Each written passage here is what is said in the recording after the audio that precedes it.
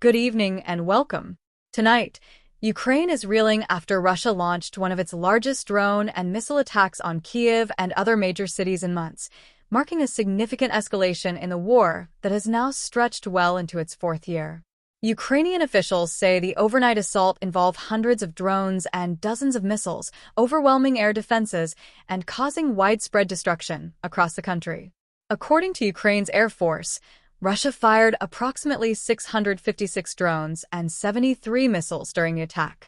While many of the incoming weapons were intercepted, several struck their targets, damaging residential neighborhoods, infrastructure, and public buildings. Officials described the barrage as one of the largest aerial assaults since the beginning of the full-scale invasion.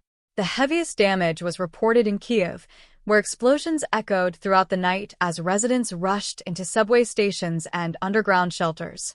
Emergency crews worked through the early morning hours to extinguish fires, search collapsed buildings, and assist wounded civilians. Authorities reported multiple deaths and dozens of injuries in the capital alone, including children.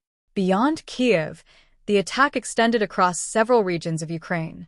Cities including Dnipro, Kharkiv, Zaporizhzhia, and Poltava were also targeted.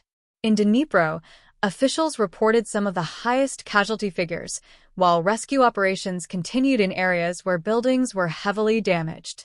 Ukrainian President Volodymyr Zelensky condemned the strikes and renewed calls for additional international military assistance, particularly advanced air defense systems. Ukrainian leaders argue that stronger defenses are urgently needed as Russia continues to increase the scale and frequency of its aerial attacks. The attack has also drawn international attention. Neighboring countries monitored the situation closely, and Poland reportedly scrambled military aircraft to protect its airspace as the strikes unfolded near Ukraine's western borders. Officials across Europe expressed concern about the continuing escalation of the conflict. The latest bombardment comes amid rising tensions between Moscow and Kyiv, with both sides carrying out long-range drone operations in recent weeks.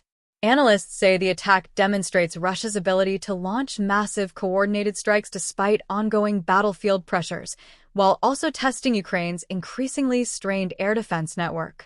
As rescue crews continue searching damaged buildings and families assess the destruction left behind, there is little sign that the conflict is moving toward a resolution. Instead, the scale of this latest attack highlights the continuing intensity of a war that remains one of the world's most significant security crises.